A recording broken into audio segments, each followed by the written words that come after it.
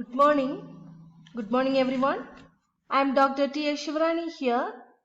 In this video, we will see an introduction about power system transients. Power system transients, their causes, their effects and their protection against transients. First, what are transients? Electrical transients are momentary bursts of energy induced upon power, data or communication lines, and they are characterized by extremely high voltages. A sudden rise in voltage for a very short duration on the power system is known as a transient voltage. The term transient is simply referred as surges or spikes in the power system network. It is actually the outward manifestation of sudden change in circuit conditions due to opening or closing of switches and fault occurrence in the system. The time period during which the transient occurs is normally known as transient period, right? The time period during which the transient occurs is known as transient period. The time period during which the steady state occurs is known as steady state period. So in any circuit, the transient period is very much less when compared to steady state period. Though the transient period is very small, the detailed study of transient is extremely important as excessive currents or voltages which will flow through the circuit during this period creates a greatest stress to the circuit components. So during the extreme cases, that is when the transient period is large or when the current or voltage during the transient period is large, damages like plant shutdown, damaging of machine or city blackout occurs. Due to this, for any electric circuit, a clear study of events taking place during transient period is essential to have a complete and clear study of its behavior.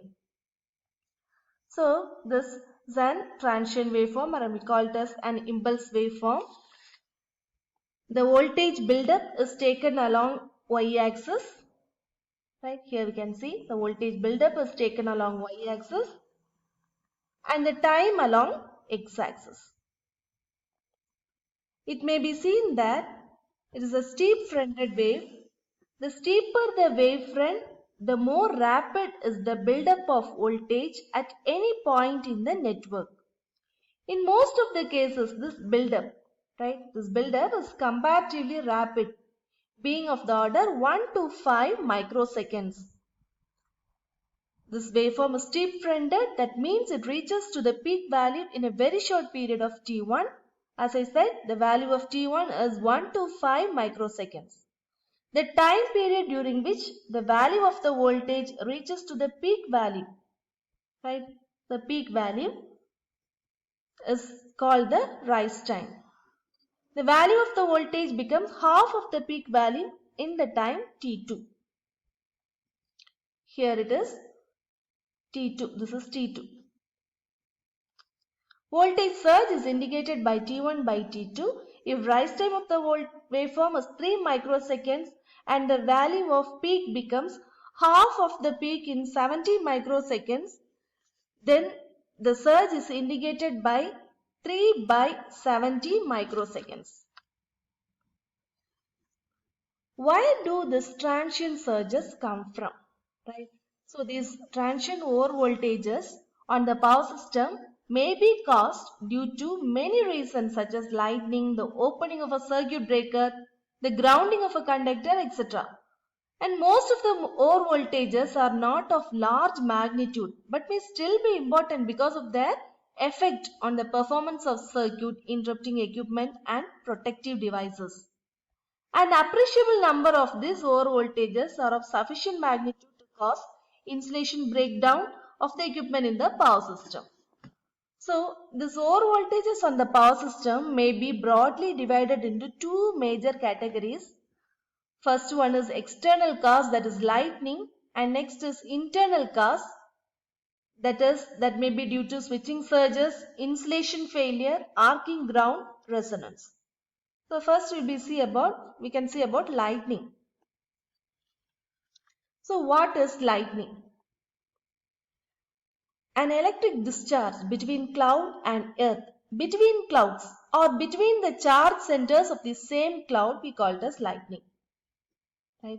So lightning is a huge spark and takes place when clouds are charged to such a high potential with respect to earth or a neighboring cloud that the dielectric strength of the neighboring medium is destroyed. And lightning surges may cause serious damage to the expensive equipment in the power system, right? So this and it causes extreme heating of the air, right? This expansion creates a shock wave that turns into a booming sound wave known as thunder. The magnitude of this traveling wave is of 10 kV to 15 kV and it has a steep wave front. Characteristics is shown. Here we can see when a charged cloud passes over the earth, right, passes over the earth, it introduces equal and opposite charge on the earth below. In this figure shows a negatively charged cloud inducing a positive charge on the earth below.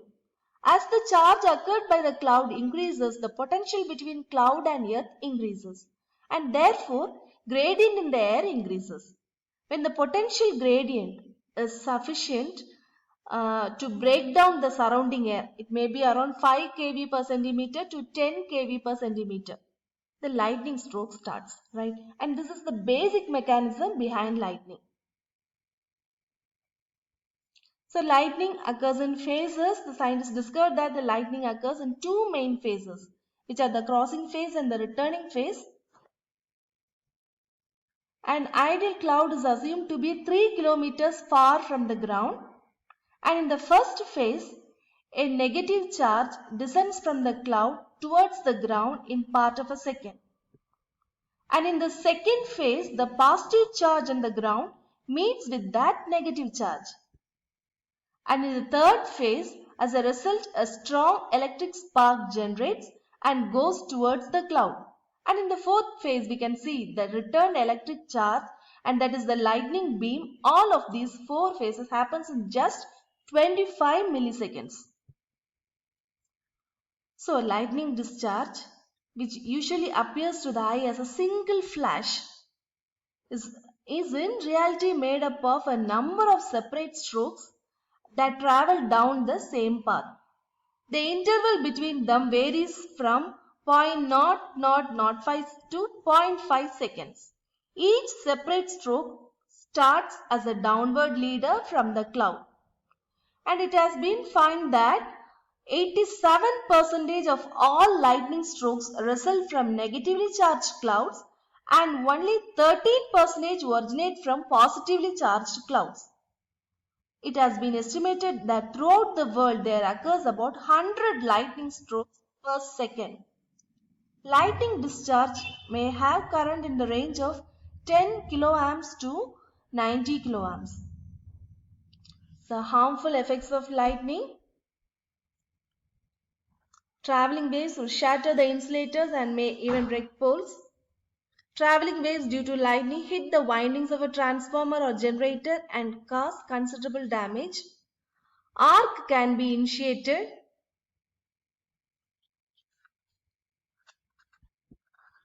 And then protection against lightning.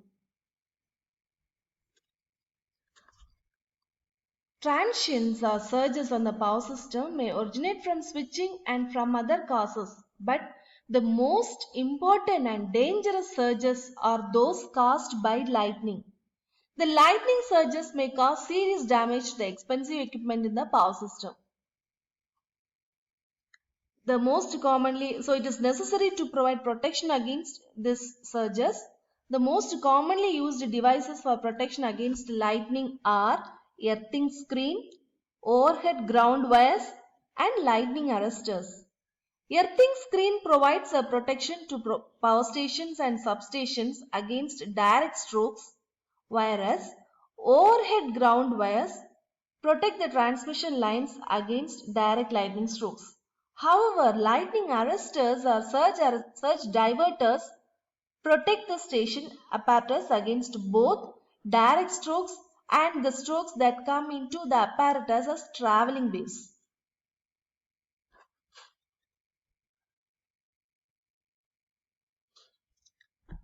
Next is the internal causes. The main culprits are device switching, static discharge and arcing. Each time you turn on, turn off, load or unload an inductive device, you produce a transient. Internally generated transients can be either repetitive or random. Turning on a light or using a copier tends to be random. The operation of variable frequency drives, inverters, and high voltage AC equipments produce repetitive surges. Typically, switching larger load currents produces larger surge transients or surges with larger surge energies. Surges due to internal causes hardly increase the system voltage to twice the normal value. Proper insulation to the equipment in the power system reduces the internal surges. First is the switching surge. When switching operation is done in a power system, with or without load, the voltage produced as a result of this is called as a switching surge. Right? A transient voltage is developed across the contacts of a switch when they start to open. This voltage is known as transient recovery voltage. That is TRV. We normally mention it as TRV. It is present immediately after the current zero, and in actual systems its duration is in the order of milliseconds. Next is arcing ground. When neutral is not earthed in three-phase line and if line to ground fault occurs, the phenomenon of arcing ground occurs. Due to this, oscillations of 3 to 4 times the normal magnitude are produced. Next is resonance. When the inductive reactance of the line becomes equal to its capacitive reactance, the net impedance of the line becomes the minimum and is equal to the resistance of the line. Series resonance actually occurs at this time. The principles of overvoltage protection of load equipment. So we know lightning and switching surges can occur occasionally in electric power transmission lines. These phenomena can produce high voltage level in a very short time that can damage insulation or can cause severe flashover. Lightning surge may be caused either by direct stroke or by indirect strokes. Right? So, adequate lightning or surge protection of electrical and electronic systems from electromagnetic disturbances has been an increasingly important factor. So, the fundamental principles of overvoltage protection of load equipment are limit the voltage across sensitive insulation, divert the surge current away from the load, block the surge current from entering the load, bond grounds together at the equipment, reduce or prevent surge current from entering the load, create a low pass filter using limiting and blocking principles.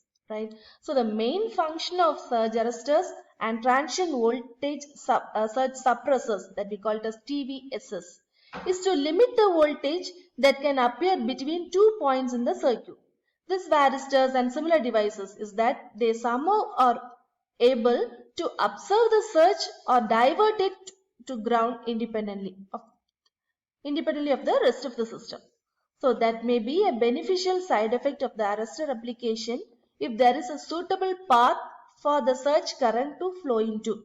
But the foremost concern in arrestor application is to place the arresters directly across the sensitive insulation that is to be protected so that the voltage seen by the insulation is limited to a safe value. Thank you.